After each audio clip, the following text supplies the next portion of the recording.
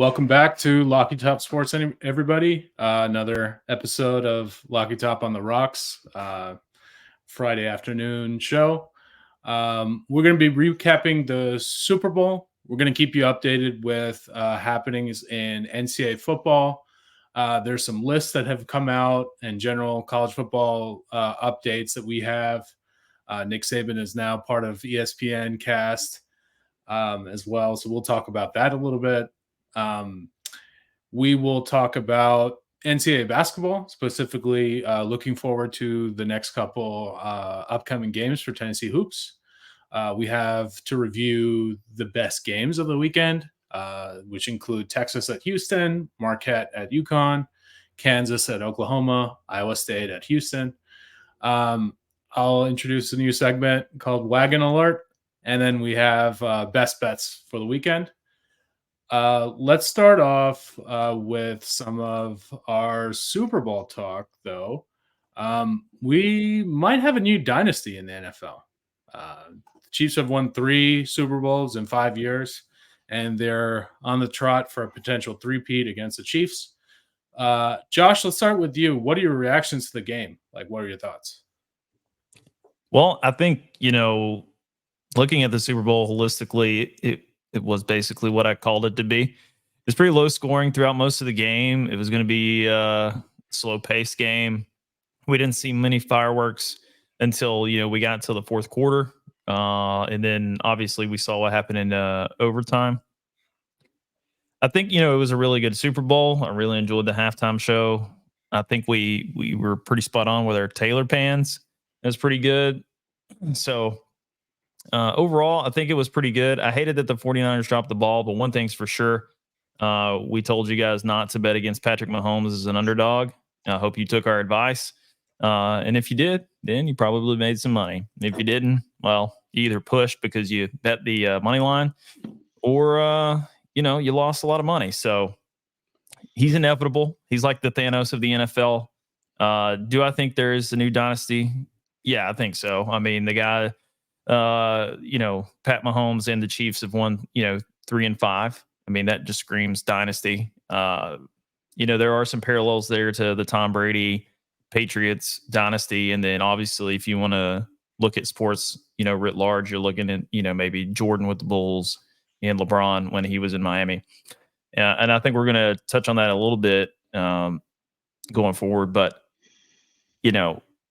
I personally don't want to see the Chiefs continue to be the dynasty that, that we saw Chicago with Mike B, and then obviously Brady and the Pats, just because I can't stand Patrick Mahomes, him and his stupid ass State Farm commercials. But, here we are, and I don't want to see any more Taylor Swift. So, I really hate that the 49ers didn't get the job done. And how about my man, Juwan Jennings, Vol for Life, Tennessee. Wide receiver, now plays for San Francisco. I think he's in his 4th year in the league. But if somehow San Francisco pulls that out of their ass, they're at the end. Juwan Jennings is going to be your Super Bowl MVP. I mean, he had some really big highlight plays in that game, and he didn't want to get stopped. But Super Bowl, a little bit more left to be desired there as far as just being a football purist. But overall, it was what I thought it was going to be. And, I had a great Sunday. All the things that we mentioned in our favorite dishes, I had a few of those. And a couple Steve Weisers helped wash them down. So, it was a good Sunday. So how about you, Andy? How did you enjoy the Super Bowl? What was your takeaways from it? Yeah, well, I actually watched Super Bowl with Devine. We went to a friend's house, big gathering there. Luckily, we had all of the foods that we mentioned. There were dips there. There were, pigs in a blanket. My girlfriend made some empanadas, handmade. Nice. So, that was a big hit. Overall, I thought it was a pretty quality game, very competitive till the end. Obviously, hats off to the Chiefs for pulling through. Whether I think it's a dynasty, and, for me, in any sports, dynasty conversation only begins after you repeat. Like, if you don't repeat, like, let's say if they won one, then not the next one, and then won one, then the next one, and then one. To me, that's not really a dynasty. Dynasty is like, for an extended period of time, you are the team to beat. Targets on your back. You're sort of flexing your dominance over other teams in the league. And as an example, Tom Brady Pats, Kobe Shaq Lakers, Kobe Powell Lakers, Steph Curry Warriors, LeBron Heat. Those are dynasties, in my opinion. But like, thanks for getting the say like Lakers in there. I yeah, appreciate but like that. let's say Spurs, they won like I think like 3-5 or 3-6. It doesn't feel like a dynasty because they weren't able to come back the next postseason and do the same thing, and it's hard because that's extra game, extra practice, extra game time on players, and to be able to pull that off, that's incredible. So yeah, I think there's a potential dynasty in the making here. Roman? NFL is a little it's a little bit tough, I think, in NFL to create a dynasty, and I think what we've seen with Tom Brady is a lot of people throw comparisons, right? Where Mahomes is today, right? If you are to extrapolate his stats, right, in terms of where he is at this age, it's easy to draw the conclusion that he's going to surpass Brady. But we've seen what it takes for Brady to actually get that result. And a lot goes into it. In an NFL team, I think not one player, no two players, even 4 or 5 players can make the team win or lose. It's really is a lot goes into it. There's a lot of luck. There's a lot of other factors. So we have to see. I'm interested to see it. I think it's way too early to call anything here, and especially I don't like support the Brady comparisons just because looking back, like in retrospect, what Brady has accomplished, what the Patriots have accomplished was just incredible, right? And what it took, the type of hurdles, the luck, I mean, you guys can name all the moments, right, that led to those wins. I'm not sure that it's something that can be like, we can just assume that it's going to be replicated by somebody because they are really good or they just wish for it. Things have to really come together for them. So I'm waiting to see what happens. I wouldn't. I'm more with Andy here. I wouldn't make a call just yet as to what this team is and isn't. So you think it takes a three-peat to become a dynasty? Sure. I mean, I think. Look, I think in NFL it probably takes more than that. I think it takes. We have to see because what are we comparing against, right? Did Tom Brady ever run a three-peat? No. No. That's right, right. But I think overall, right, like the 6 rings. So that's what. And again, winning every season, being in the run, in the contention. We have to see. I mean, the Chiefs have been in contention every season, and this season was really weird, right? I think a lot of people almost discounted them, right, towards the first half of the season, that they might not achieve much, and then they go all the way. So I like seeing that. That shows me the grit that will help, and I think we've seen a lot of that with Patriots too, right? When people were discounting them, saying, "Oh, it's not the same Patriots. Maybe this year is not it," and then boom, every time they deliver. So let's see what happens. Well, Tom Brady's got 6 rings. So if Pat Mahomes goes on and wins the next 4 in a row, that'll put him at 7. Yeah. Is he a dynasty, Naveen? Does that make him a dynasty? Yeah, I think he's already a dynasty, guys. People already forget that Brady had 2 dynasties, right? Brady took 10 years off and just came back. Early 2000s. That's right. Yeah.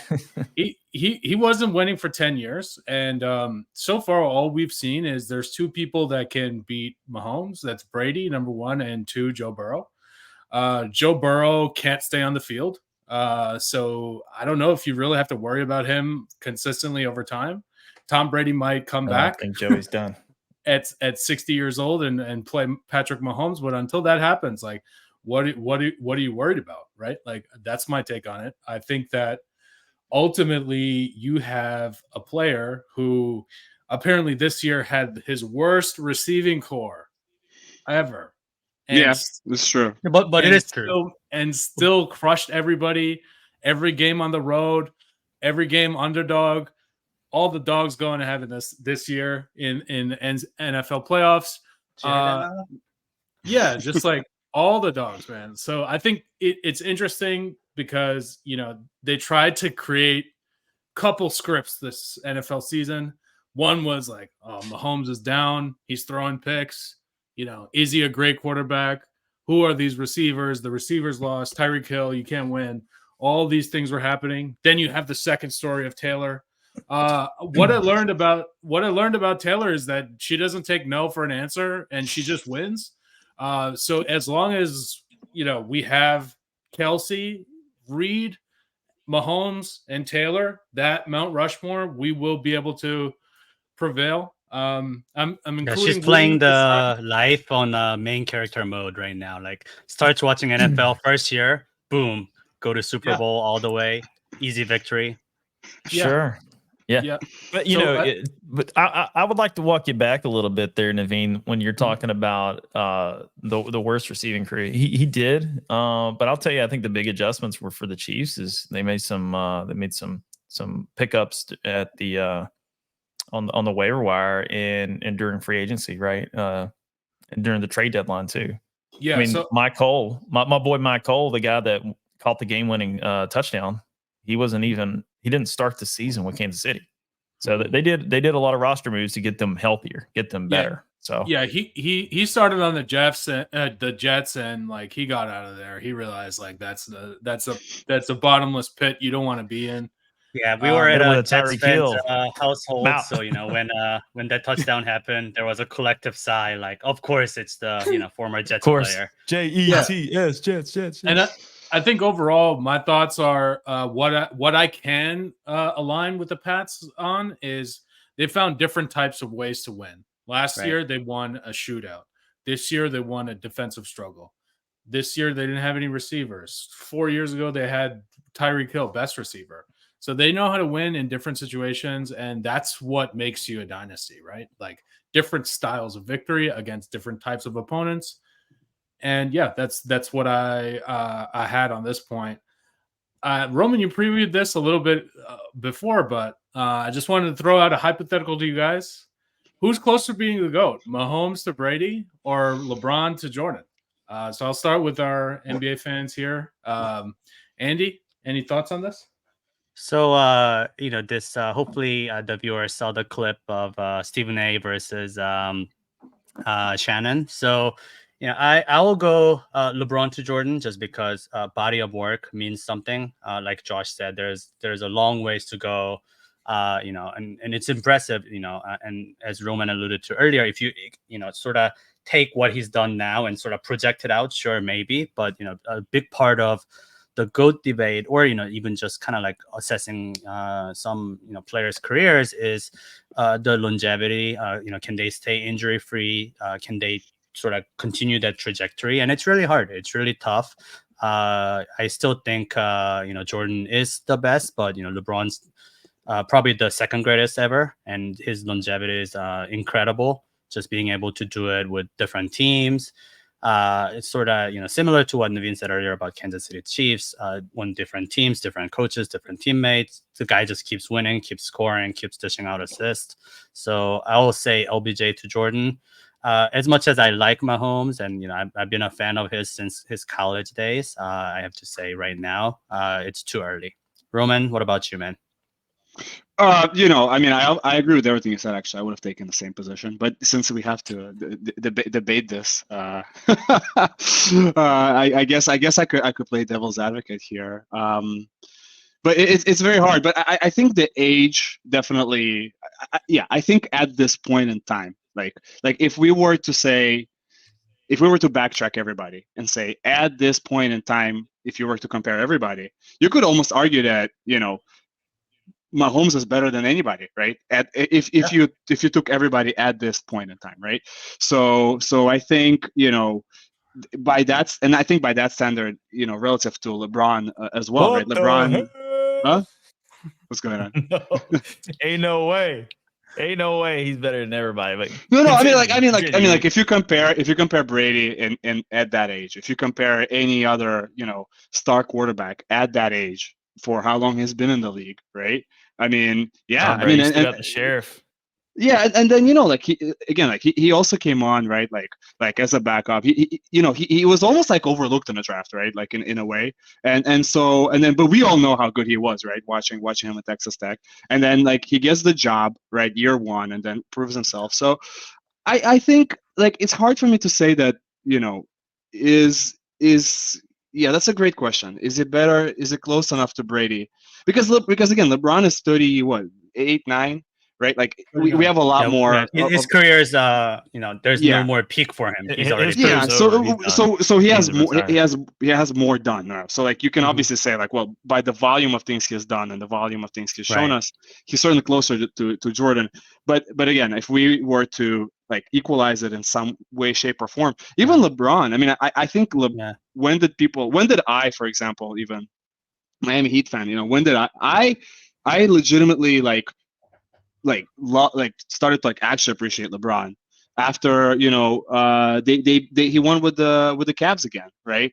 When they came up and Right. it was insane. I mean, they were dropping 45 points a game, and just watching how hard LeBron just went after it.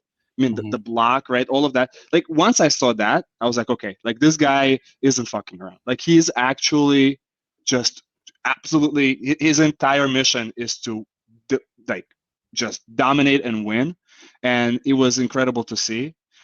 So that's when I saw it with LeBron. So before that, I mean, before that, people were like, oh, LeBron. But, the debate was very wide open back before that. After Miami Heat, after 2 championships, when they couldn't even get it done 2 of the years, like the debate was wide open, right, about LeBron.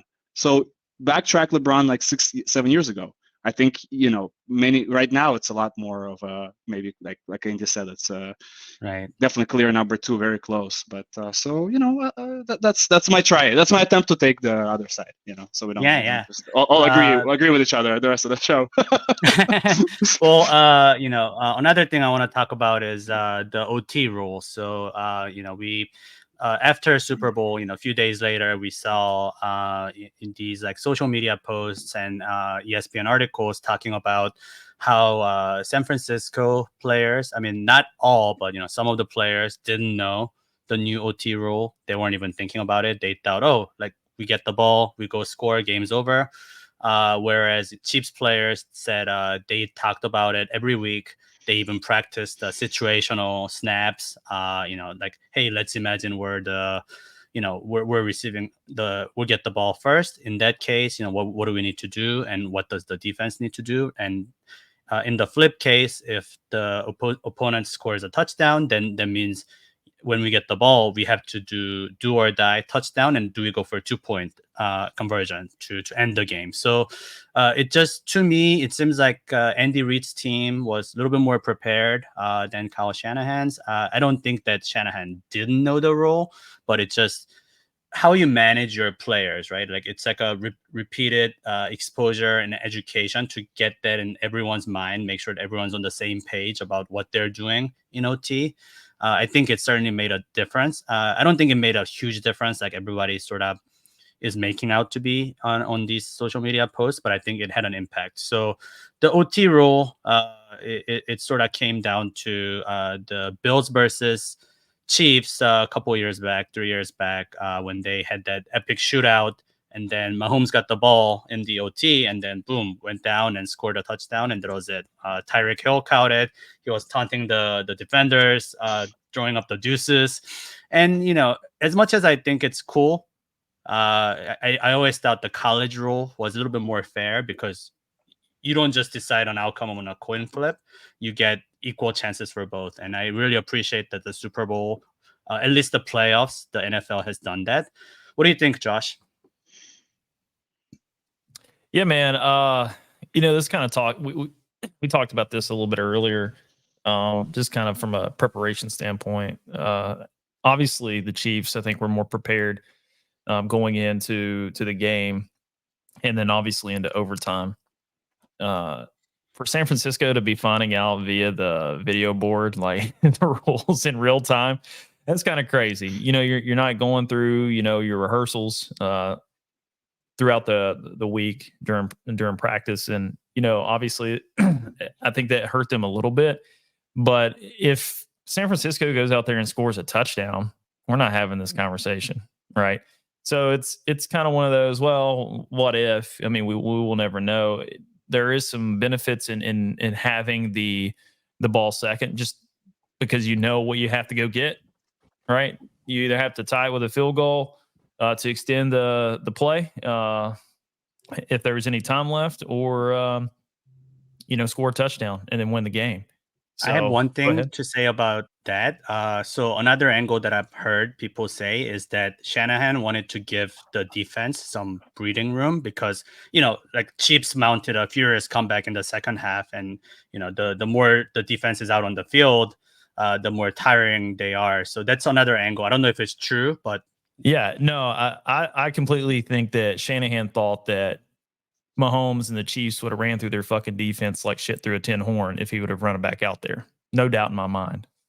Yeah, But I also don't think like the whole thing like there's no way they didn't know the rule. Like let's be real. That's some like sus bullshit takes. Like they show up to the Yeah, Super Bowl, they know the coaches rules. definitely I think Shanahan was trying to take the blame. I think he was just trying to take the blame to protect people. But then, 3 days later, he fires his defensive coordinator.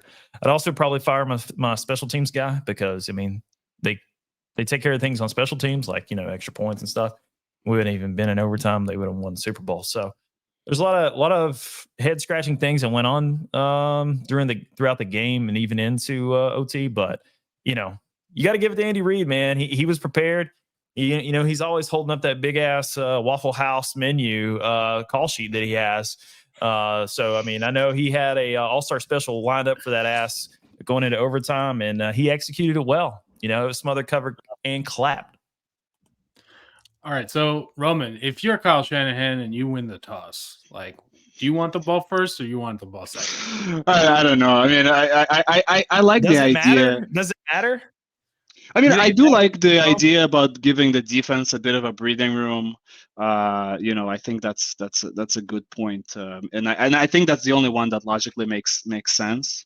But yeah, I mean, but you see, here's the thing too, right? A lot of it is psychology as well, and I've seen this with some of these coaches who think they're like too good at coaching, that they would just do the opposite of what is the normal thing to do, just because that's the opposite of normal thing to do, right? And being like let's say the Chiefs like expected what would happen, right? And then you change it up on them.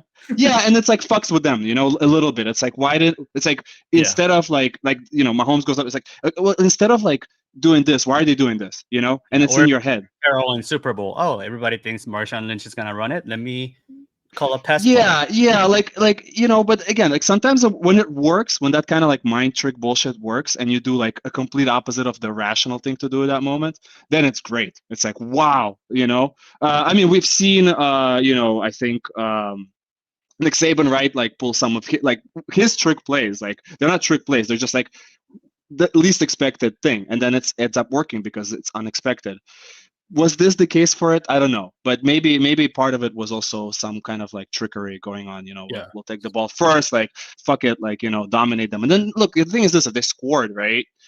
Who knows, right? Maybe it's good because by then the defense is like rested, ready to go. These guys are sweating it, like they have to go for it on every throw. Like things are different, so we don't really know. But I think it's hard. I probably play safe and take the ball second. Yeah, Rome, I'll add to that real quick, just to finish up my initial point. But for the overtime thing, it's like I feel like just go ahead and go to the college way of overtime. Like in my mind, like that kind of eliminates. Do you need to go first or second because you both get a shot at it, right? And then if you tie it after the overtime period. Second overtime period, then you go to the immediate sudden death, like 2-point conversion style. I think that's more entertaining. I think that's more. I think that's more diplomatic to give everybody an opportunity. So that's just kind of my thoughts on the whole NFL overtime. Never been a fan of it, even when it was just sudden death. I always felt like someone was getting robbed an opportunity to go out and give themselves a chance to win, just based on the coin flip. I think that's a shitty way to end the game. for me, what I heard is Shanahan was saying the analytics guys, I'm conveniently blaming the analytics guys, that he wants Easy the fall ball. guy. He wants the ball third. But what wasn't clear to me, like as a fan watching this new overtime for the first time, was like, let's say they didn't score with the clock running out, they get the ball, like, there's a second OT where they score and they just win. On time, yeah. Yeah, so I don't think he didn't play like he wanted to get the ball third, right? He took a methodical drive down the field, right? Like if you're trying to get the ball 3 times in a period, you got to do things faster. So that was my only retort to that. Like, I get it. It can go either way. And I agree with Roman. Like, you're trying to do the woke thing sometimes and prove that, like, hey, man, like, I'm here for a reason. But sometimes it's really simple. Like, give your ball to the best player. Don't mess up. Don't like try to be too cute. And AKA Dan Campbell. Yeah, like, sometimes you need to kick the field goal. Sometimes you need to run it regularly.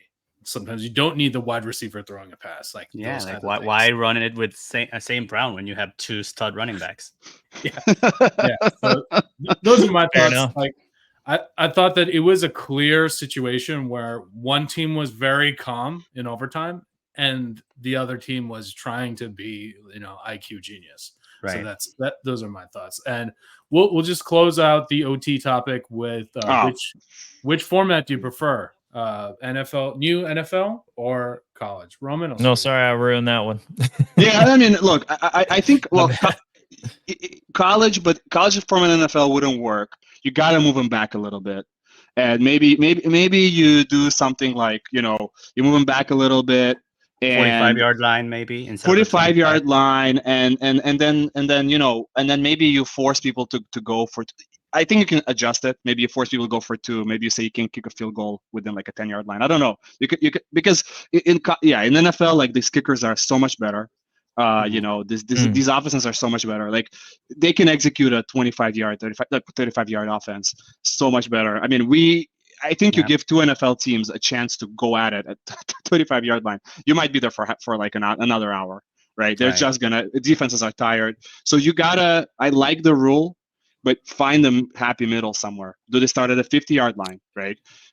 Do they start at the 45? Do they have to go 15 yards? I don't know, something. Make it a little bit harder for them to something that's a little harder. Yeah, I think making them go for 2 after the first score. I think that's make them go for 2 after the first score. Exactly. Make them go for 2 after the 2. first score. Yeah. Mandatory. Go for 2. You can change it. You can make things different. And then like you'll see who's prepared, right? Who has better strategy. Yeah. Kicker not involved at all. He's got to be mad over there kicking in the net. Like, fuck, I don't even get a chance to win the game. I just love the when it goes to 2-point versus 2-point showdown. It's just your best play versus your best play. Yeah, I mean, with Chiefs, you would see some incredible shit. With Shanahan, you exactly. You're so right. You'd see everything. So I think that's cool, and we kind of miss out on that. All right, so that was a good recap of the Super Bowl. We're going to talk some college football now. What I'm going to do is just show a little bit about some rankings that have come out. This is from Josh Pate. He ranked the SEC heading into 2024. I noticed some interesting teams in orange here and their positions. So, Josh, I want your reaction to this ranking system. Well, Naveen, this is going to show my my homer side of me a little bit and how I view things through a little bit of an orange tinted glass. But I'll have to say, man, like, I think Tennessee's way too low to be on the 7th spot there, and I don't know why the other orange team is up there so high. So, Josh Pate, I love Pate State, love what he does, love his show. But I really have to go against what he has laid out here. I think his criteria is on field production, talent acquisition, and program resources / stability. Tennessee's program and their resources, dude, we're taking on the whole world, the NCAA right now. We're suing the shit out of them. So we have an endless supply of money. Our facilities are great. Tennessee's a great place to be. Number one I think some of this NIL, right? Number one. I'll tell you, number one in the NIL, and that's why we're taking the NCAA to task. But I'll also say I kind of like the way he's got it set up here with some of the other folks that I've seen in some top 25s that we'll get to in a little bit, ranked a little higher than I think they should. For example, Missouri is, I think they were a one-hit wonder last year. They literally captured lightning in a bottle, and they're going to go back to being a bottom dweller in the SEC again.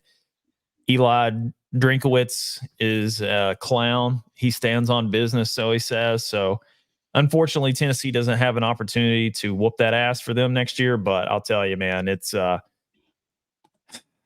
missed opportunity, to go and try to wreak some revenge on them. But hopefully, maybe we'll see them. We'll see them in the playoffs if they're, so damn good. Maybe they'll get there and we'll catch them on the back end. But Bama, I think, is way too high. It's kind of a circus since they replaced Nick Saban there with the coaching carousel that's going on with their coordinators and stuff. Kind of some underhanded stuff going on with waiting until the last day to let the coordinator go so kids wouldn't transfer because they had the 30 days before they could leave the program, after the head coach changes out. And then they waited. It's like, oh, everything's fine. We got this guy, he's coming in, and then he goes to the NFL. And I thought that was kind of shitty. Georgia is Georgia. LSU, I think they lost a Heisman Trophy quarterback. I mean, that's a lot of production. I think they lost Neighbors as well. So, LSU, Brian Kelly, you can drop them. If I have to rank, and then I'll punt it over to you, Naveen, back on this. But if I had to rank it, this probably I'll just go to my top 8. I'm gonna go. It's probably gonna be Georgia number 1. Ole Miss probably at the 2 spot. I'm gonna put Tennessee at 3. I would say Oklahoma 4, Texas 5, LSU 6, and then Auburn 8. Then I don't give a fuck where everybody else it kind of sits. They'll stick fight it out and figure out who sucks the most in the bottom half of the SEC. But that's kind of where I see it right now heading into spring ball. And we're going to show a couple other things, teasing here a little bit with the top 25 layout and then some of the transfer portal stuff. But I got some good thoughts for people to kind of marinate a little bit on. Because what you see, with all these numbers isn't always what it really is in relation to transfer portal and star rating and stuff like that. So I'll go ahead and kick it to you, Naveen, man. Tell us what you're thinking on this whole power ranking that Pate is putting out for us here. I think some of it is to drive clicks, honestly. Getting Tennessee and Florida fans mad. Yeah, getting us all fucking riled up, huh? But also, speaking of clicks, since we are the Lucky Top pod, and we can shamelessly homer Tennessee here. Josh, you should have just put Tennessee too in your own power rankings. I don't know or number 1. I mean, come on, this is the Lucky Top pod. You don't have to. We don't have to pretend here. Put him at number 3. I get it. I mean, you gotta. Let's just imagine it's here's the thing. First possession of the Tennessee Georgia game, opening drive. Boom, scored a touchdown. I don't want to get too far off down the rabbit hole because I want to give Naveen his opportunity to talk about clickbait and everything else. The reason why I haven't put Tennessee on the 1 line or the 2 line, I mean, hey man, you got to beat those teams. Josh hasn't beat Lane and he hasn't beat Kirby. I'm not an optimist. I am a pessimist, and all of you know this. So don't come on our show and acting brand new and being like, why didn't you put him number 1? We know why we didn't fucking put him number 1, fellas. All right. Yeah, so, it's for the continue. Listeners. Please continue. If you're a fan of this show, you're coming on to listen to the truth, right? And not some conjecture and biasness. Okay. So let's go, Naveen. Go ahead, bro. Yeah. So I think some of it is for clicks, but I think he has the right kind of ideas. I would say that Tennessee should be 5 as a realist. Texas should be 2. And then I don't know, Bama and then LSU 3 and 4. I don't really care. What has Oklahoma done in the SEC or nationally recently to get them to above Ole Miss and above Tennessee? I just want to know what the fuck that is. Then I would say, like, for us, right? I know, Josh, you said you don't care about 9 to 16, right? Well, you can't goddamn lose to Florida again, guys. That's my main point here. I see Florida at 13, but anytime Florida's not going to be a problem. Yeah, I don't know. I don't know if I can continue to be diehard or semi-diehard Vol football if we lose to Florida again. That's all I gotta say, man. Well, if you ever put Texas above Tennessee again, then I'm going to go ahead and strip you of that, whether we lose to Florida or not. Because, I mean, literally, I want to fucking come on here and vomit because I see this guy down below me, 2 boxes down, you know, with the horn shirts on. Then every opportunity you get, I didn't do it today. I don't know. Listen, I don't know what they did to you while you were out in Texas, Naveen, but Jesus Christ, man. They implanted some type of. They made the playoff. It's the brisket. It's the brisket. It's the brisket. They made the playoff. But what did they do? But what did they do in the playoff? What did they do? Almost win. They lost. They lost. No, there's no. This isn't horseshoe and hand grenades, big guy. Yeah, it's exactly. Okay. So we went from realist Tennessee at 3, realist Tennessee at 5. Andy, are you gonna bring us back down to realistic Tennessee number 7, and then we're just in agreement here?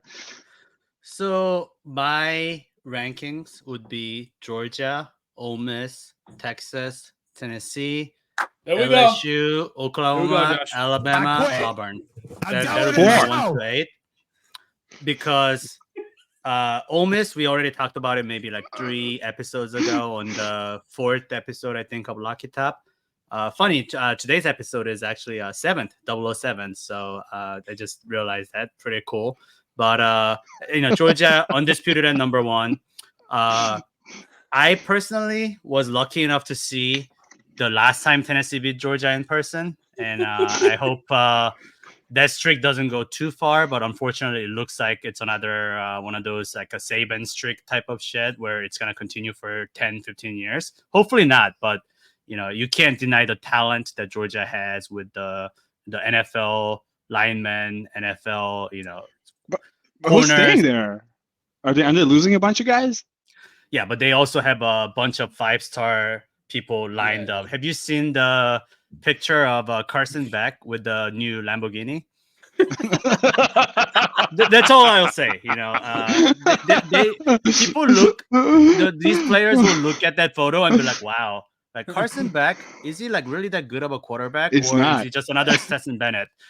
Playing behind 5 NFL O-line and throwing 2 NFL tight end, NFL receivers. Because look at Stetson Bennett, where is he? He's a back-to-back champion, but where is he? Like, what team is he playing for? Nobody, right? So all these guys are just lining up to get Carson Beck another Lambo. Well, if you're a high school recruit, wouldn't you want to be a national champion and then, get all the money, be Stetson Bennett 2.0? I would be. And maybe if you're good enough, now that Nick Saban's not in the picture, who's the best coach that can make sure that you make it to the NFL with the development, conditioning, all that? Kirby Smart.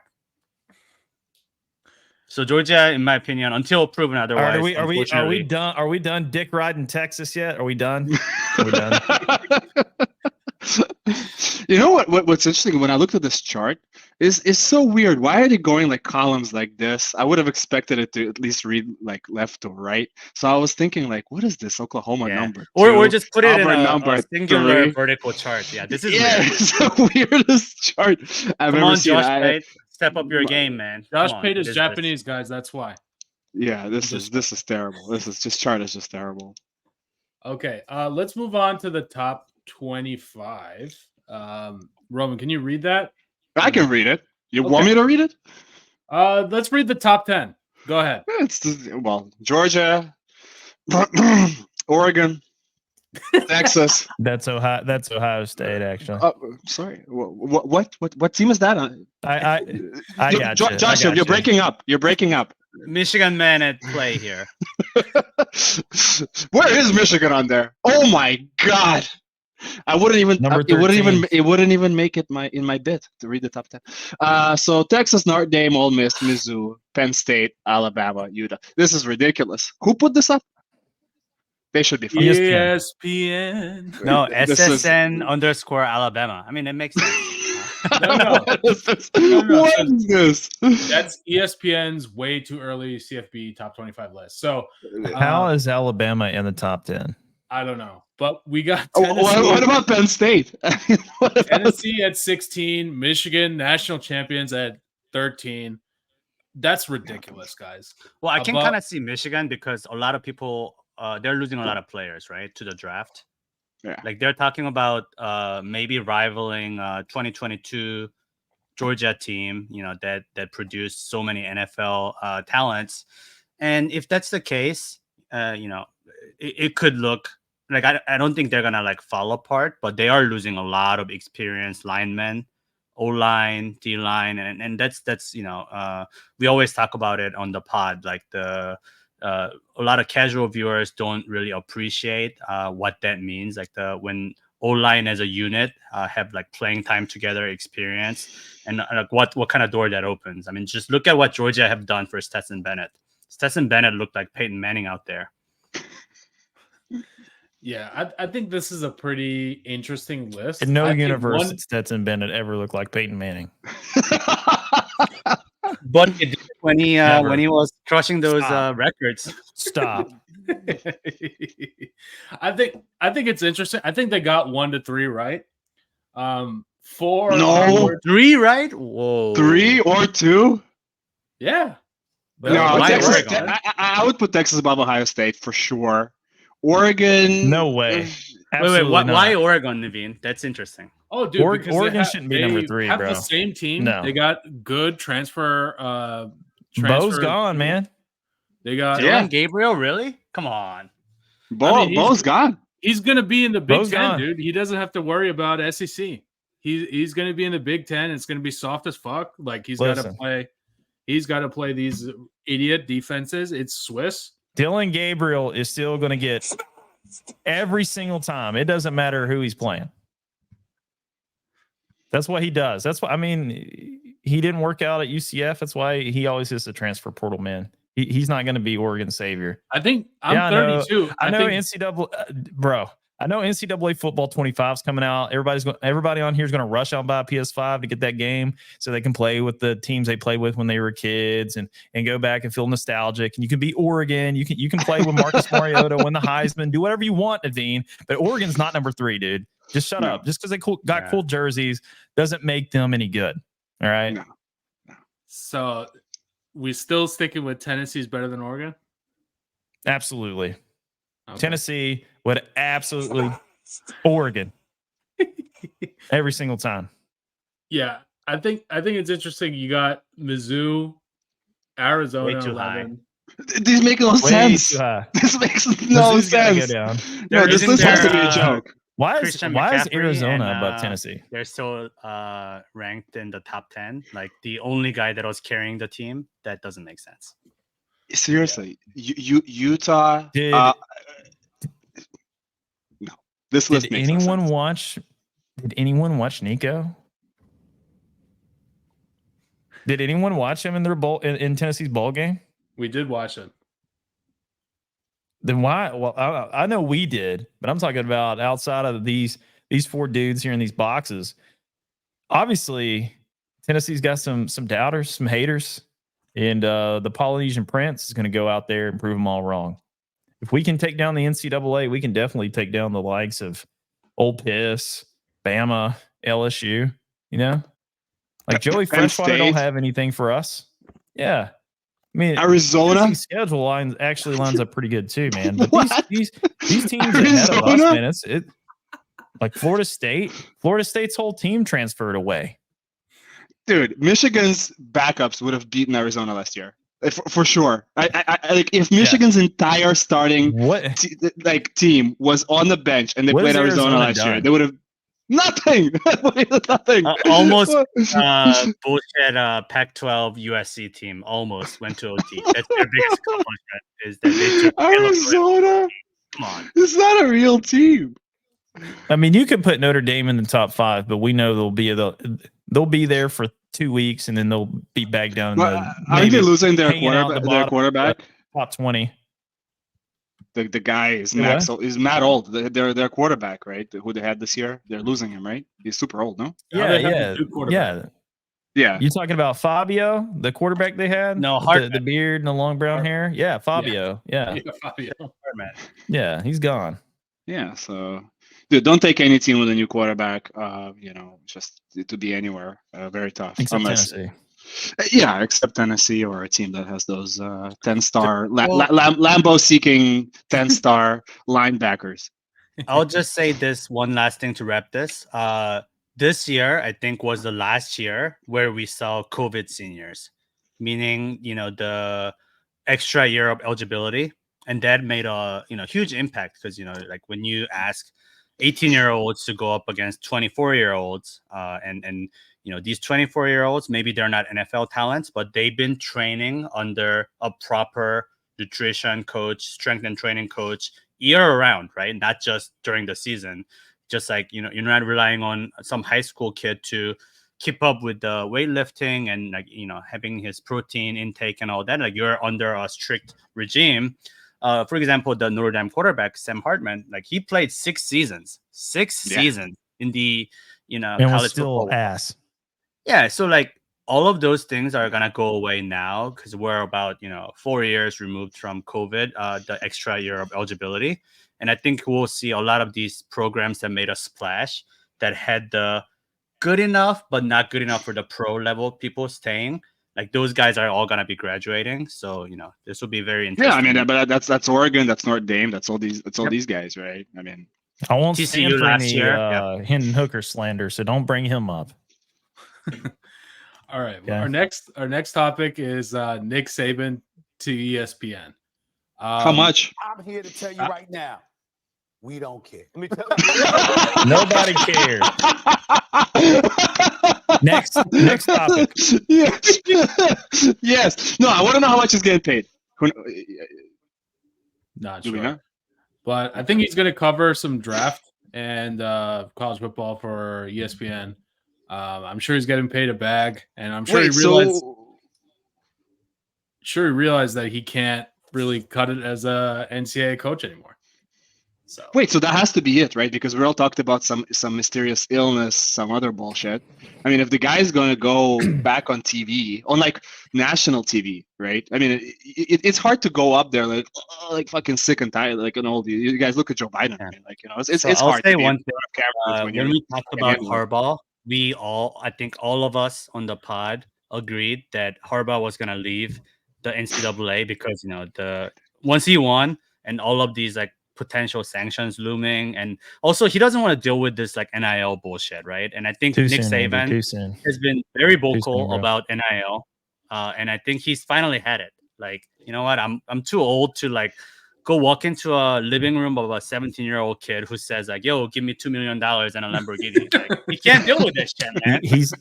Imagine we can't deal with it. Imagine 7-year-old guy walking in, be like 17-year-old kid telling them, "Yo, coach, give me $2 million and a starting job and a Lamborghini." You think he wants to deal with that shit at this stage of his life? Let it go, right? So yeah, maybe it's a smart choice.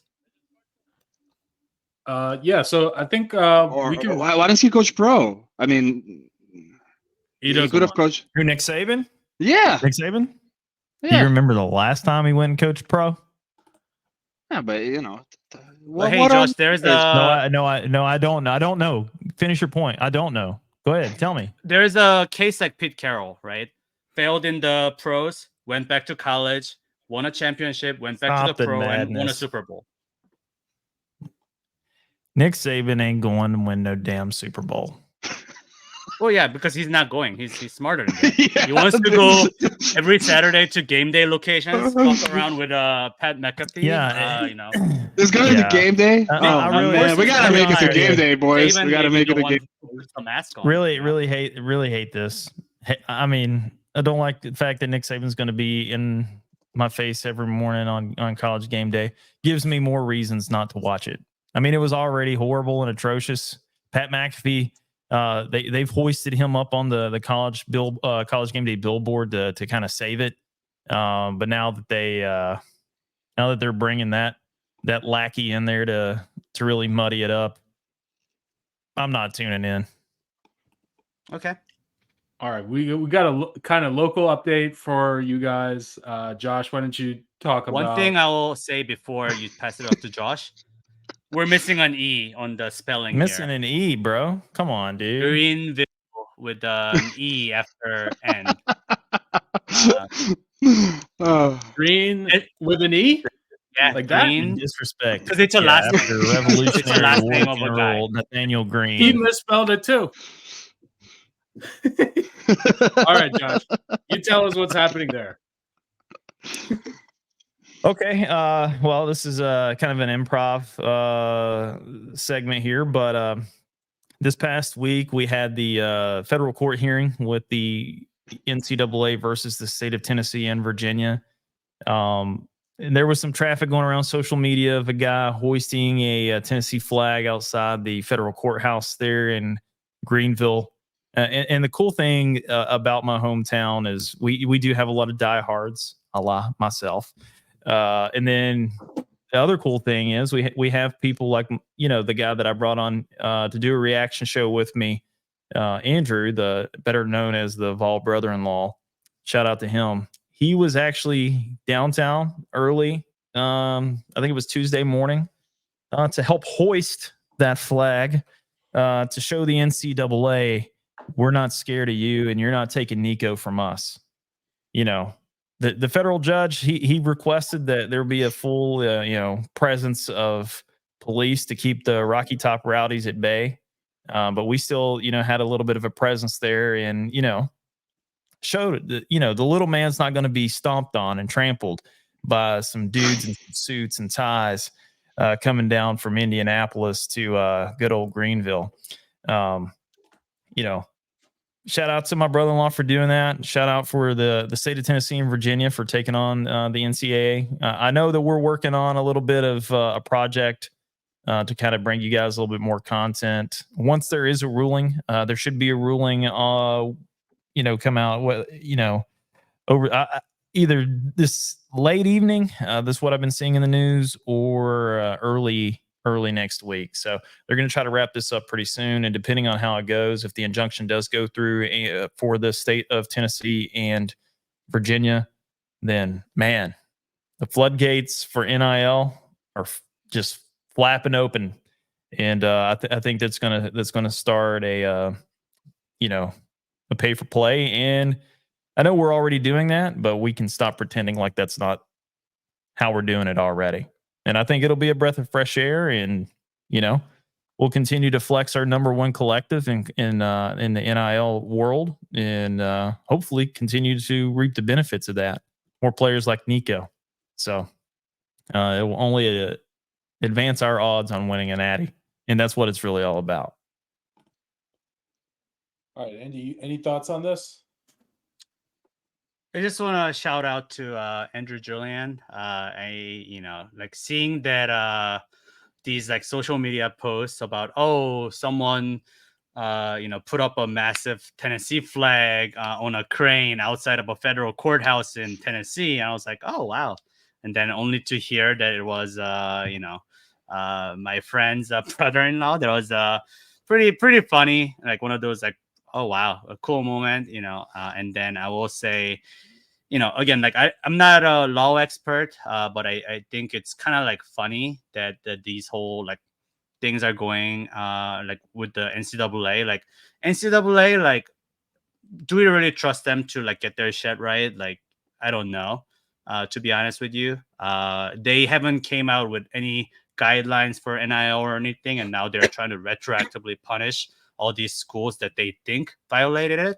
I've seen a conspiracy where it said the head of the board of NCAA is the Georgia athletic director or a president or something. It's oh, okay, obviously did you see your quarterback getting a goddamn Lamborghini?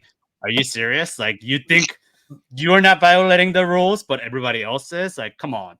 So at the end of the day, I think this is like pretty obvious, and hopefully, put to an end. Glad that the state of Tennessee decided to get behind it. I've said this repeatedly. I'm a fan of NIL. I think these athletes should get paid because these schools have been making millions of dollars from these athletes playing for them. Like, how expensive was like a game ticket for to watch Georgia versus Tennessee? Like, and how many beers did we buy at the price of like $18 for a bottle of like Coors Light? Come on.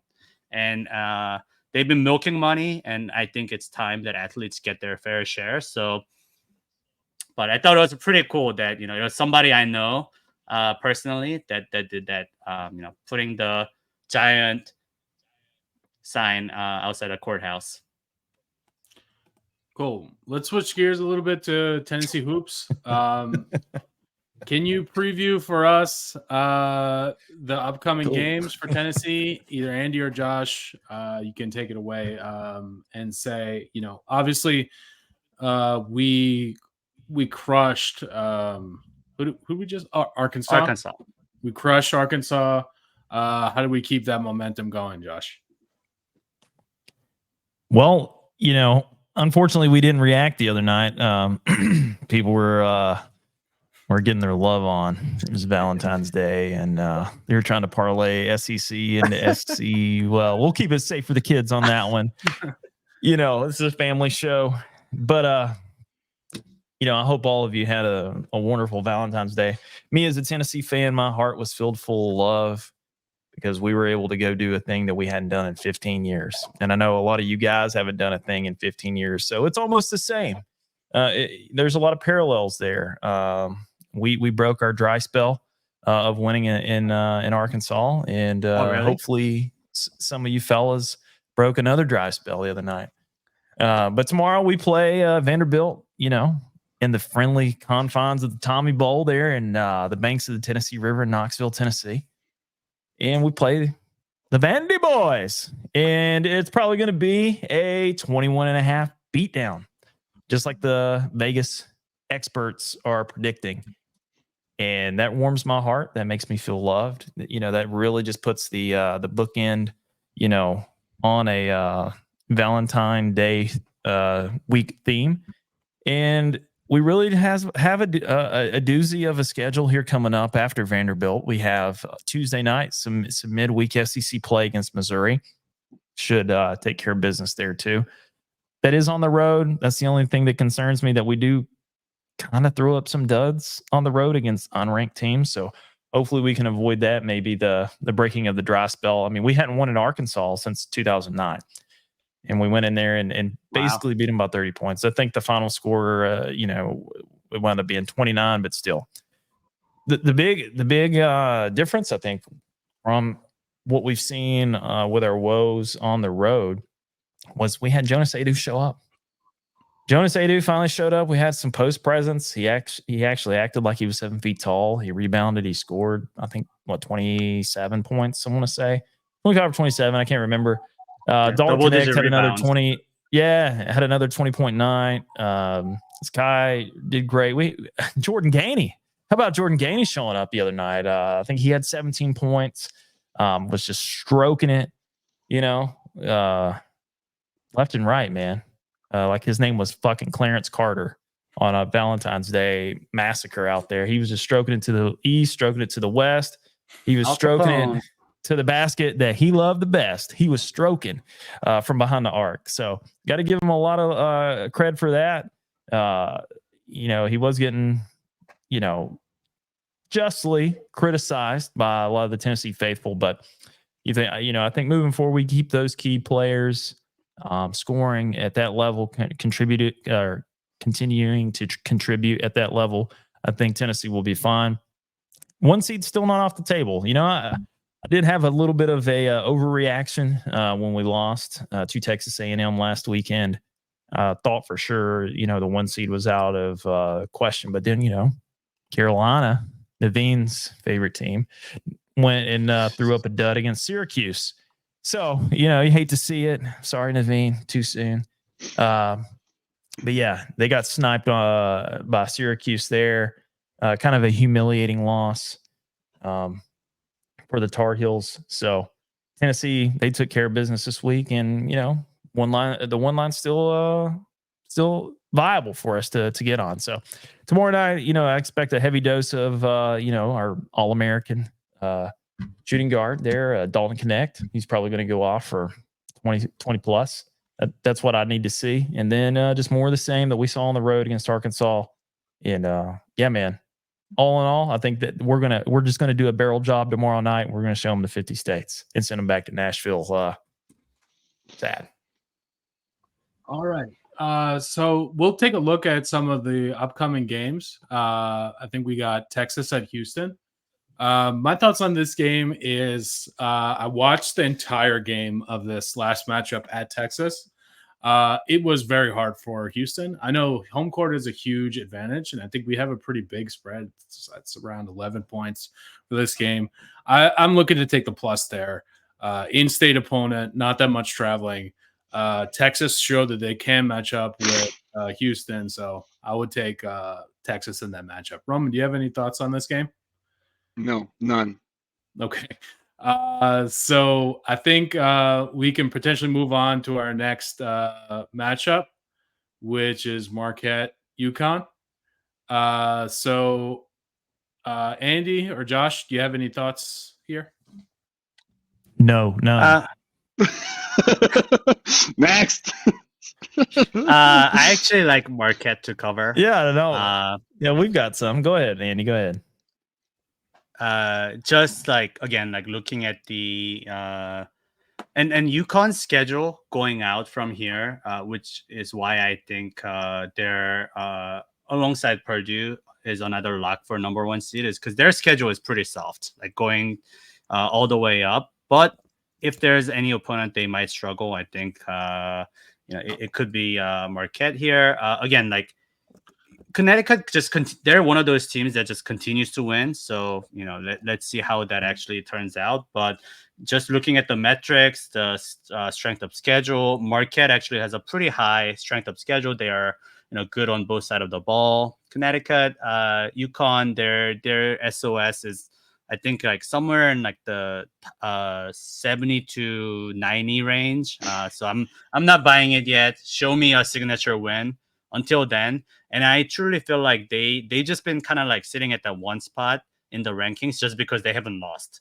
But, if you don't play anybody, is that really like a good ranking? So give me Marquette. Well, I'm going to have to go against you there. UConn, I think they're the number 1 team for a reason. The experts out there have them on that one line for a reason. They've won their games.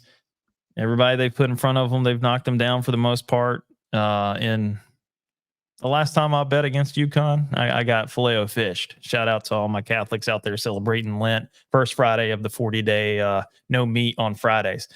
And it's going to be no meat for Marquette tomorrow, baby. They're going to be filleted up, just like I said. And UConn, the Huskies, are just going to go ahead and take another bite out of that ass and continue their trek to March. Okay, next game we got is Kansas at Oklahoma. Oklahoma. I think it's going to be Locklahoma for Oklahoma.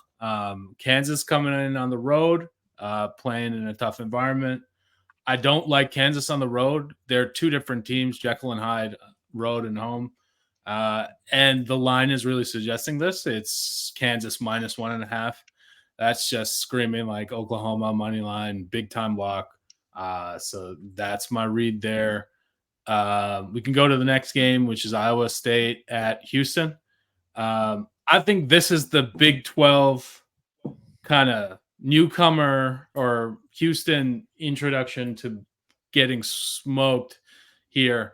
This is a weird line.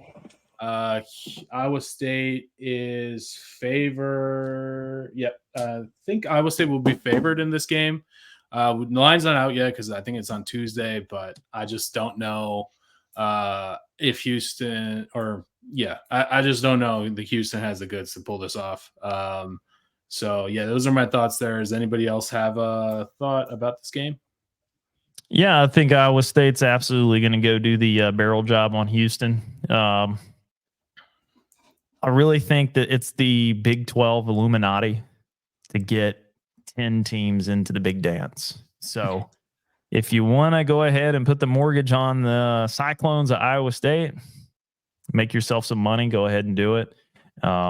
You'd be a fool not to. The top two conferences, and we've said this repeatedly on this show, Big 12, SEC. And the first opportunity that the Big 12 can flex and kind of show off their might a little bit against, their daddy, the SEC, since they took all the football teams out of their conference and then made them go and ravage all these mid-majors to even have a conference now. They're going to try to put more teams in the big dance than the SEC. So let's do a quick survey. What do you think the line's going to be? Oh, man. Iowa State at Houston. Houston -2. Yeah, I'd probably even go 2.5 just to make it tricky. Rome, come on. Sure. 3, -3. I mean, 2.5. Come on, man. I like that matters in these games. I think the line's gonna be bigger than that. I'm thinking Houston like 4.5, but I still think Iowa State covers. But agree with you guys there. I think people are gonna look at the ranking next to the team name and think, oh, Houston. number 2, number 3 team in the country. Boom. Okay. All right. I'm going to introduce a new segment for you guys. No Frank today, so I got to give you some extra value. My segment is called Wagon Alert. So what do I mean by wagon? Wagons cover at an alarming rate. My biggest lock, the only thing I can win at in sports is Minnesota. Minnesota is 88% ATS. I've been sort of picking them every week. They just cover against Purdue. They've been covering against everybody. And I'm going to introduce a new concept to you guys. It's called the reverse wagon. So if we look at this, you see every team in NCAA. We see the 500 teams. We see the 40% teams. We see the 30% teams. And then right here, we got Pacific. Pacific is 20% ATS.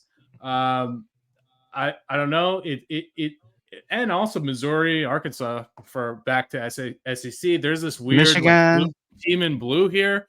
I don't know if I've heard of them before, but they suck 28%. So I'm just suggesting for you guys that you can look at this teamrankings.com ATS trends for college basketball. If you just don't know and you want to fire, go ahead and fire the top teams and fade the bottom teams. That's what I want to introduce to you guys for today. It's an easy way for when you're looking for something to fire on. You can do that pretty easily using this website. So I just want to introduce that to you guys. Let's just go ahead and take a look at our best bets, and we'll wrap up the show. Andy, you got one? Yeah, as you guys know, I don't like picking multiple games, and I try to just stick to one lock of the week. That doesn't mean I only limit my activities to one lock of the day, but at least the one I would confidently suggest. So my biggest lock would be Auburn, and I think it's not a reaction to Auburn beating South Carolina by 40, but more so their history of their home court is really strong. They've beaten basically every ranked opponent they hosted for the last 2 years by double digit. The only one they haven't beaten by double digit is Tennessee 2 years ago. So that tells you every ranked opponent come to town, boom, they get their ass clapped. Give me Auburn 9.5. They're gonna win by double digits. I'll do my own picks and Frank's picks. I have the opposite strategy. I know that I'm addicted to gambling. People that watch the show that are betting are also looking for a lot of picks. I got 9 picks for you guys. Start off with Duke -5.5. Florida State is trash. Iowa +1.5. It's a tough place to play. Caitlin Clark's gym. So, that's what you got to do. Virginia -3.5. I think that's low key one of the toughest home courts to play at in the ACC. Iowa State -6.5. That's a big lock. Texas A&M +9.5. That's also a lot of value. I feel like they're facing a Bama team that isn't really what they were billed to us. So getting 9.5 points is a lot. The Super Soakers, BYU -6.5. That's a big fucking lock, guys. 80% white team in college basketball. You don't really see that often. They hoop, they play defense, they're smart. They do everything that you'd expect them to be. So that's another one. We talked about this. Marquette +7.5. I like the points. There. Providence -18.5. Another low key, very tough place to play. And I'll close it out with Clemson -8.5. They're also wagging at home. Frank was sick today, but he did not want you to be sick with no locks. So he gave you Oilers over 6.5. That's a big lock from Frank. Roman, you got a best bet for us? Sorry, yeah. I mean, now that I look at it, I don't love it as much. So maybe the best bet is take the under here. But look, I mean, I think we did a good job with our soccer coverage. So I just wanted to bring it back here and let the viewers know that we do a good job at soccer, and we will continue making some offshoot episodes talking about the big game that's played across the pond. But specifically to this pick, I think so we look at Manchester City, they just played in the Champions League in the middle of the week. One might say that they're tired, that they don't give a crap about this coming up game. But it's a good rivalry, and Chelsea in recent weeks has found a way to score a lot, and I think having the extra rest and just looking at this potentially more tired Manchester City team, they might actually put some pressure on there and get at least a couple of goals in. Don't expect Man City to not score anything. So I think 3 is pretty much a lock. Do we get 4? I don't know, but you get +120, so take it. Cool. Josh, why don't you wrap us up? All right, man. Villanova's always been good to me as far as covering, so I'm going to take them -10.5. VCU, gotta love my boys up in Richmond, 5.5. Yale, the smart kids, the best of the smart kids on this one, -6. The New Mexico Lobos, got to go +6 on that one. And your favorite team, the Tennessee Vols, going to take down the Vandy boys, and they're going to cover the 21.5. I'm looking for another 30-point dub. That's probably how it's going to shake out tomorrow night. They're in the Tommy Bowl, so that's my picks. And go ahead and take that to the blood bank guarantee. All right, guys. We had a great show for you today. Just want to note that we're 29-18. It's about 62% with our picks, even higher for ROI. But it's hard to go even 50% in these types of sports. We're giving you multiple picks per week. And, if you follow us on the weekend, you'll be a rich man. So that's what you do. Make sure you're betting the 29 and the 18, or just bet all of them and you'll be 60%. But yeah, hope to increase that in the future. For myself, Andrew, Josh, and Roman, this has been Locky Top Sports.